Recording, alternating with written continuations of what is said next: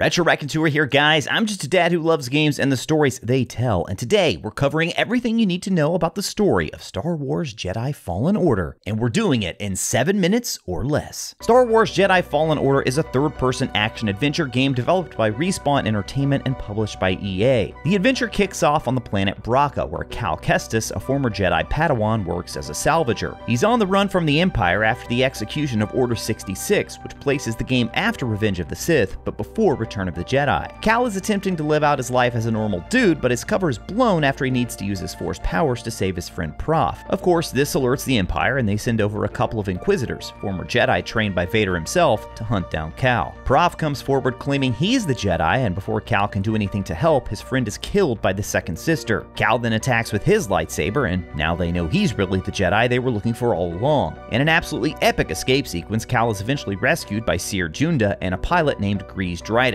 Once aboard the ship, Cal questions Cere, asking how she knows so much and why she's helping him. Cere tells Cal they're on a mission to restore the Jedi Order, but that the Council is gone. They set their sights on the planet Bogano, which holds a vault Cere believes contains the key to rebuilding the Jedi Order. It's on the ship we also learn Cal has a unique ability to physically touch an object and witness events connected to it. Through these Force echoes, he can feel its history. This becomes a recurring element throughout the game, as Cal can touch certain objects in the world to learn more about them. Cere also reveals she was once a Jedi and that she knew Cal's master, Jaro Tapal. Cal opens up to Cere by letting her know his connection to the Force is damaged and that it's way too easy for him to lose control. This doesn't seem to deter her though, as she still wants his help on Bogano. Cal begins exploring that planet in search of the vault, and it's there a droid named BD-1 catches up with him and provides assistance along the way. BD proves to be a reliable companion capable of scanning objects, opening doors, and even helping Cal to ride across zip lines. Once they make it to the vault, BD shares a message from former Jedi Master Eno Cordova. Cordova reveals he had a vision about the fall of the Jedi, but prepared for it by creating a holocron containing a list of names and locations of young Force sensitives throughout the galaxy. Of course, Cordova doesn't plan on giving up these secrets to just anyone. He's arranged a series of tests Cal must first pass before he can get inside the vault and retrieve the holocron.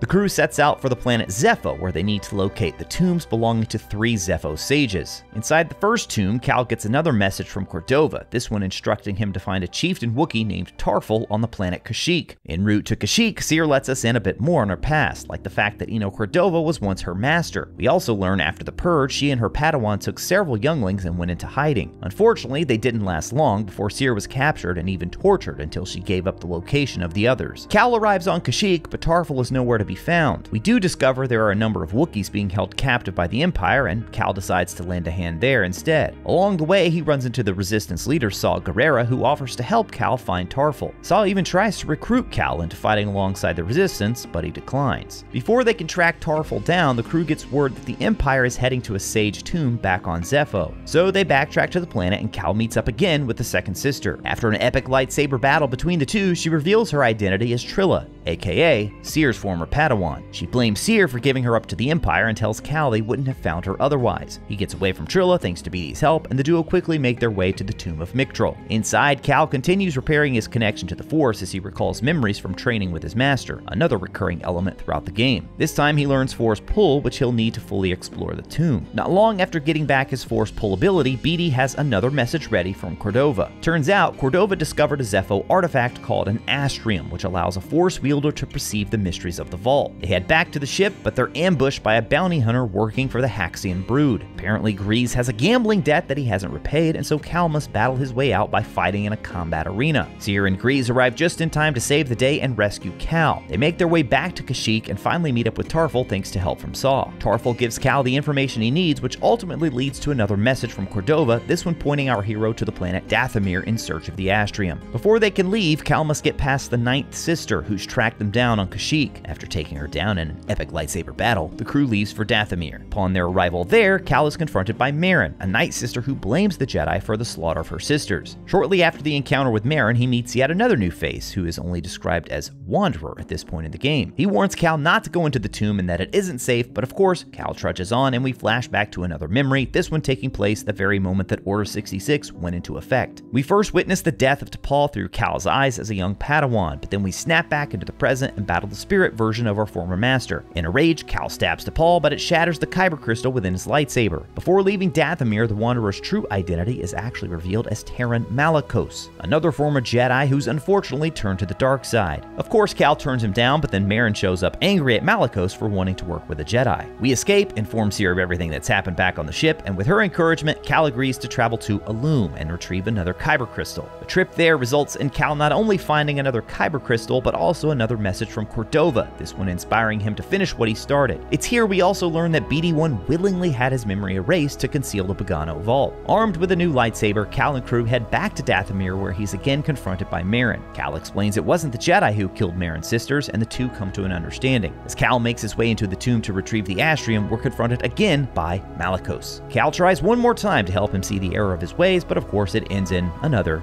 you guessed it, epic lightsaber duel. Merrin even shows up at the end of the fight to give us the upper hand and agrees to join Cal and his crew to help them finish their mission. They go back to Bogano, and just as we're preparing to retrieve the holocron, Trilla attacks once again in another epic lightsaber duel. Yeah, so remember that special ability that Cal has to see echoes of memories? There ends up being a moment in this fight just when he's getting the upper hand and even manages to grab Trilla's lightsaber. Unfortunately, this triggers the memory of what happened between Cere and Trilla in the past, which gives Trilla in the present just the time she needs to grab the holocron and escape. Seeing Trilla's lightsaber and hearing what happened to Cal, Cere now knows she can't stand on the sidelines any longer. She takes up the lightsaber, names Cal a Jedi Knight, and sets their course for the Fortress Inquisitorius to take back the holocron from Trilla. Cal battles his way through numerous enemies along the way, but eventually makes it to the very chamber where Cere was tortured. Trilla attacks, and it's epic lightsaber battle time again, where Cal emerges victorious. Cere shows up and apologizes to her former Padawan, and just when it seems like everything is going to work out so nicely, the legend himself,